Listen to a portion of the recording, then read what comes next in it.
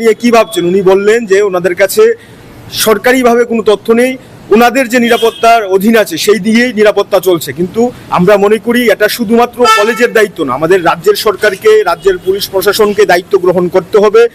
কলেজকে নিরাপত্তার বেষ্টনীতে আনার জন্য রাজ্যের সরকারকে, প্রশাসনকে সেভাবে ভূমিকা গ্রহণ করতে হবে।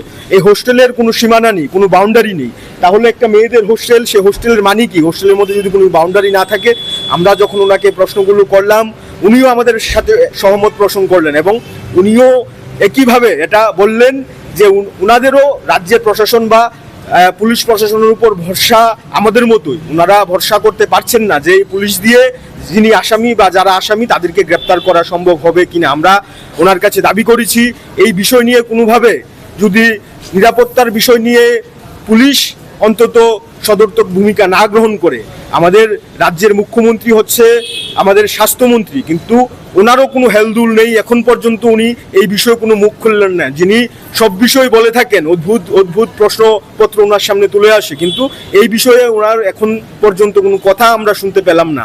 এই অবস্থায় দাঁড়িয়ে আমরা উদ্বিগ্ন মনে করছি। আমরা এসএফআই টিএসইউ এই বিষয়গুলো নিয়ে যদি ওনার সাথে কথা না বলি, তাহলে আগামী দিনও এর থেকে আরও বড় ধরনের ঘটনা আমাদের সামনে আসবে। এবং আমরা আরও কয়েকটা দাবি ওনার কাছে করলাম যে এই এজিএমসির যে খেলার মাঠটা রয়েছে, এই মাঠটা নিয়ে ওনাদের কি ভাবনা চিন্তা, মাঠের মেরামত করতে হবে এবং ছাত্রদের যাতে মাঠের মধ্যে খেলাধুলার পরিবেশ তৈরি করা যায়, তার জন্য মাঠকে মেরামতের জন্য আমরা দাবি করলাম। এবং এর পাশাপাশি এবছর 260 থেকে 300 জন ছাত্র যারা হোস্টেলে এসে ঢুকবে, তাদেরকে নিয়ে কি চিন্তা ভাবনা ওনাদের কাছে জানতে চাইলাম। উনি বললেন এখন পর্যন্ত বিল্ডিংয়ের কাজ শেষ হয়নি, ওনারা আমাদেরকে সুনিশ্চিত করতে পারলেন না যে ছাত্রদের কিভাবে রাখবেন। আমরা দাবি করেছি ছাত্রদের নিরাপত্তা নিয়ে কলেজ প্রশাসন, পুলিশ প্রশাসন, রাজ্য সরকার, কলেজের প্রশাসনকে সেভাবেই ভূমিকা গ্রহণ করতে হবে।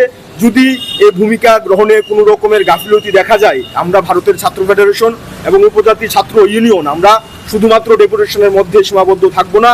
আগামী দিনে ছাত্রদের একত্রিত করে আমাদের ময়দানে নামতে হবে। ছাত্রদের নিরাপত্তা বিঘ্নিত হবে, এসএফআই টিএসইউ বসে থাকবে, এটা হতে পারে না।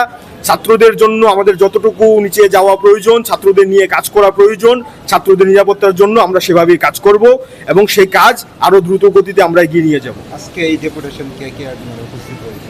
আমাদের এই ডেপুটেশনে আমি এসএফআই রাজ্য সম্পাদক, আমাদের সভাপতি প্রীতম শীল, টিএসইউর কেন্দ্রীয় কমিটির সাধারণ সম্পাদক সুজিত ত্রিপুরা এবং আমাদের টিএসইউর সভাপতি দীপসানু দেববর্মা সহ আমাদের সদর বিভাগীয় কমিটির নেতৃত্বরা এখানে উপস্থিত হয়েছেন।